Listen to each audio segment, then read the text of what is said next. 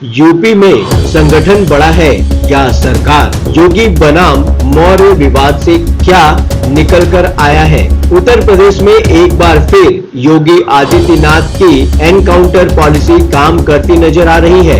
योगी आदित्यनाथ ने फिर से साबित कर दिया कि संगठन अपनी जगह है, बाकी जगह संगठन बड़ा हो सकता है, लेकिन यूपी में सरकार से बड़ा कोई नहीं। योगी आदित्यनाथ नए मिशन में पूरे मनोयोग से जुटे हुए हैं। यूपी की 10 विधानसभा सीटों पर उपचुनाव के लिए टीम बनाकर सभी की जिम्मेदारियां तय कर दी है। खास बात यह है कि डिप्टी सीएम केशव मौर्य को न टीम में जगह दी है न जिम्मेदारी। केशव मौर्य के साथ साथ दूसरे डिप्टी सीएम ब्रजेश पाठक को भी नई जिम्मेदारी से वंचित रखा है। नमस्कार, आप देख रहे हैं न्यूज कॉल 24। मैं हूं आपके साथ सुशील गिरीश। लगातार ताजा खबरें और विश्लेषण सीधे आपके स्क्रीन पर। देश दुनिया की हर छोटी बड़ी खबर और निष्पक्ष खबरों के लिए अभी सब्सक्राइब करें, फॉलो करें न्यूज कॉल 24 को। साथ ही नोटिफिकेशन में जाकर ऑल के ऑप्शन पर क्लिक करना बिल्कुल न भूलें। बने रहिए न्यूज कॉल 24 के साथ, हर खबर पर नजर,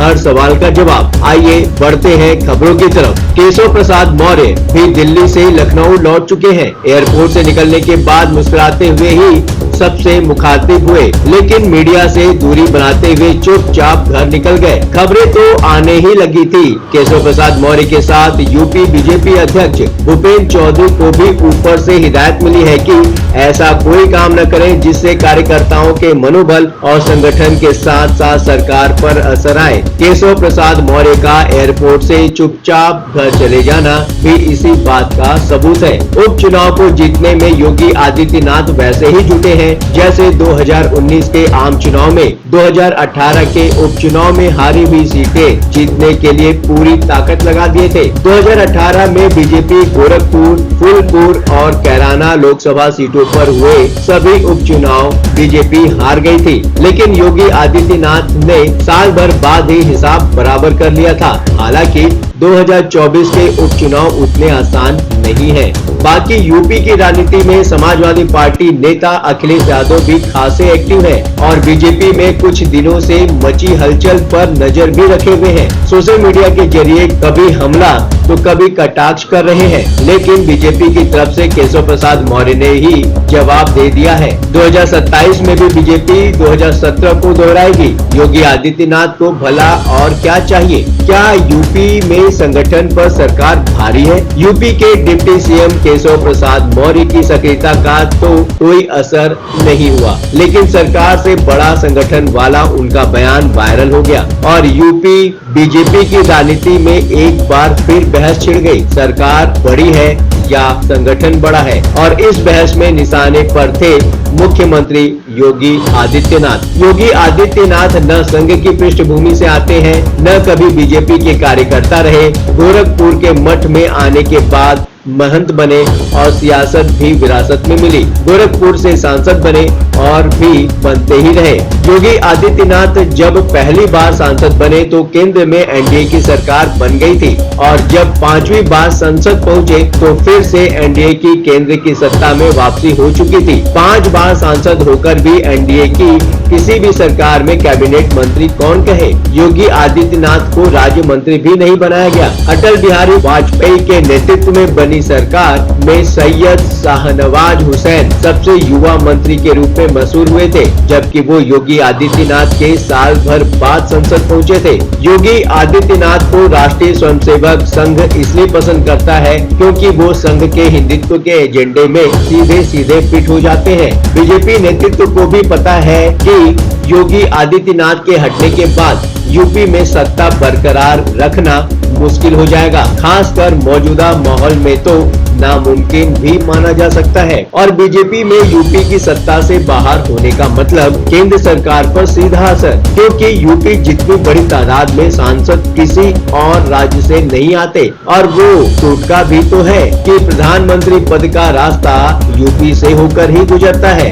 हाल ही की उथल पुथल के बाद एक बार फिर साबित हो गया है कि यूपी में बीजेपी के पास योगी आदित्यनाथ का कोई विकल्प नहीं है और यही वजह है कि यूपी में संगठन पर सरकार भारी है। क्या ये योगी की एनकाउंटर पॉलिसी का असर है? अव्वल तो योगी आदित्यनाथ अपराधियों के एनकाउंटर के लिए पुलिस वालों की पीठ ठोकते रहते हैं, लेकिन कई बार उनकी राजनीति भी एनकाउंटर पॉलिटिक्स की ही झलक उनमें देखने को मिलती है। शुरू से ही योगी आदित्यनाथ अपने राजनीतिक विरोधियों से दो हाथ करने को तैयार नजर आते हैं, भले ही बीजेपी नेतृत्व ही उनके रास्ते की बाधा बनने की कोशिश क्यों न कर रहा हो। योगी आदित्यनाथ को जब भी जो भी पसंद नहीं रहा उसका जोरदार विरोध किया। अगर पार्टी फोरम पर संभव न हो सका तो सार्वजनिक विरोध करने लगे। ऐसे कई उदाहरण देखने को मिलते हैं। पहला, केशव प्रसाद मौर्य की बगावत बेकार गई। लोकसभा चुनाव में समाजवादी पार्टी को मिली अब तक की सबसे बड़ी कामयाबी के बाद अखिलेश यादव भी पूरे फॉर्म में नजर आ रहे हैं। अखिलेश यादव ने केशव प्रसाद मौर्य को यूपी में अपनी सरकार बनाने के लिए मानसून ऑफर दिया है। वो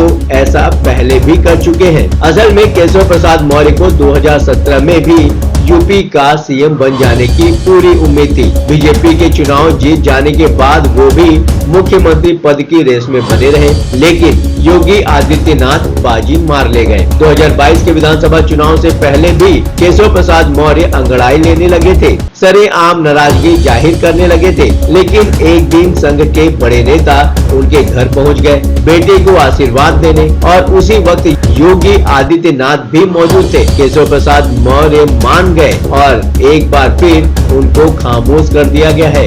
बेशक 2017 में प्रधानमंत्री नरेंद्र मोदी के नाम पर यूपी में बीजेपी को सत्ता दिलाने वाली टीम का वो नेतृत्व कर रहे थे, लेकिन 2022 में वो सिराथू से अपना ही चुनाव हार गए। फिर भी बीजेपी ने उनकी डिप्टी सीएम की कुर्सी बरकरार रखी है। दूसरी बात, अति आत्मविश्वास वाली नसीहत। वरिष्ठ पत्रकार कुमी कपूर ने इंडियन एक्सप्रेस में लिखा है कि मुख्यमंत्री योगी आदित्यनाथ ने 35 मौजूदा सांसदों को दोबारा टिकट नहीं देने की सलाह दी थी, जिसे नहीं माना गया और उसमें से 27 चुनाव हार गए। तो क्या योगी आदित्यनाथ की सलाह मान ली गई होती तो यूपी में बीजेपी को इतनी बुरी हालत नहीं हुई होती? क्या यही कारण है कि योगी आदित्यनाथ बीजेपी के रणनीतिकारों के अति आत्मविश्वास को हार के लिए जिम्मेदार ठहरा रहे हैं? ये भी देखा गया है कि जब जब बीजेपी योगी आदित्यनाथ की बात नहीं मानती, हमेशा ही हार का मुंह देखना पड़ता है। बीते कुछ ऐसा चुनाव के नतीजे देखे तो बिल्कुल ऐसा ही लगता है, और एक बार तो योगी आदित्यनाथ ने खुलकर विरोध किया,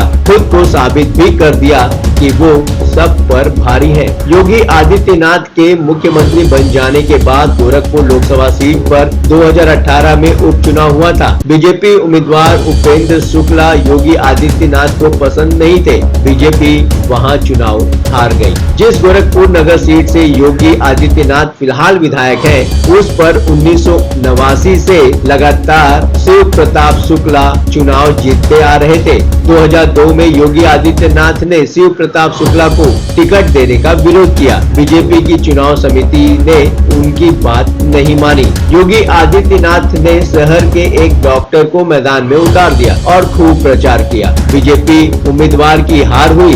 डॉक्टर राधा मोहन दास अग्रवाल चुनाव जीत गए। डॉक्टर अग्रवाल का योगी के साथ अब वो रिश्ता नहीं रहा। फिलहाल वो राज्यसभा सांसद हैं। तीसरी बात, योगी को बाहरी दखल बर्दाश्त नहीं होता। कोविड संकट के बाद दिल्ली के पूर्व नौकरशाह अरविंद शर्मा को लखनऊ भेजा गया। अरविंद शर्मा ने कामकाज अच्छे से संभाला, लेकिन वो सीधे पीएमओ के संपर्क में होते थे। प्रधानमंत्री मोदी ने खुद उनके काम की तारीफ भी की थी। अरविंद शर्मा को मंत्रिमंडल में शामिल करने की बात हुई, लेकिन योगी आदित्यनाथ राजी नहीं हुए। 2022 में चुनाव जीतकर सरकार बनाने के बाद ही अरविंद शर्मा को यूपी मंत्रिमंडल में जगह मिल सकी। असल में योगी आदित्यनाथ को किसी भी सूरत में बाहरी दखल बर्दाश्त नहीं है। जब नितिन गडकरी बीजेपी के अध्यक्ष हुआ करते थे, तब का भी एक वाकया है। कभी मायावती के करीबी रहे बाबू सिंह कुशवाहा पर भ्रष्टाचार के आरोप लगे थे, लेकिन उनको बीजेपी में शामिल कर लिया गया। बाबू सिंह कुशवाहा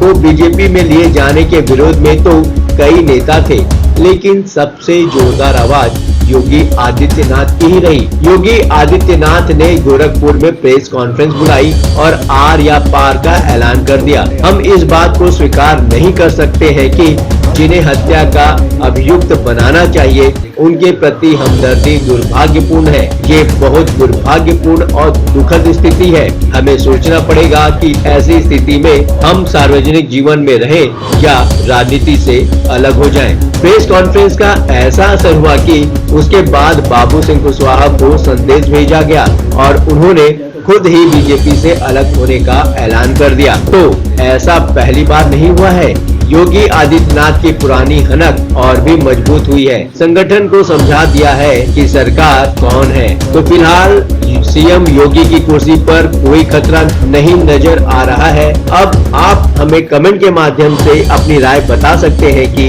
क्या यूपी में संगठन बड़ा है या फिर सरकार। देश दुनिया की हर छोटी बड़ी खबर के लिए बने रहिए न्यूज़ कॉल 24 के साथ। नमस्कार।